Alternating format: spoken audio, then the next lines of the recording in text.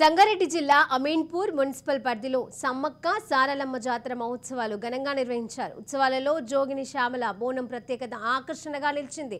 తెలంగాణలోనే మహా కుంభమేళాగా జరుగుతున్న మేడారం సమ్మక్క సారక్క జాతరకు వెళ్లలేని భక్తులు అమీన్పూర్ పరిధిలోని సమ్మక్క సారక్కను దర్శించుకోవడం వల్ల మేడారంలో లభించే పుణ్యం ఇక్కడ లభిస్తోందని ఆలయ అధ్యక్షుడు నీలం భిక్షపతి తెలిపారు.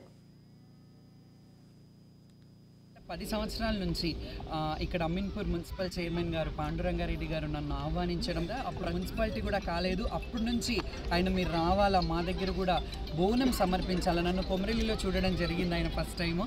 అప్పటి నుంచి మా ఊరికి రావాలి, మా గ్రామానికి రావాలి, మీరు బోనం సమ్మక్క సారలమ్మకు పెట్టాలి. ఎందుకంటే అమ్మకి బంగారం ఎక్కిస్తారు, అంటే బెల్లంని బంగారంగా భావిస్తారంటే అమ్మవార్లకి ప్రతి ఏడు నేను బోనం సమర్పించడం మేడారంలో ఎలా జరుగుతుందో అలాగే ఇక్కడ కూడా జరగడం జరుగుతుంటుంది. ఒక మినీ మేడారం అంటారు అందరూ. ఇక్కడ లోకల్ వాళ్ళందరికీ ఈ చుట్టుముట్ట సంగారెడ్డి వరకు కూడా చాలామంది వచ్చి ఈ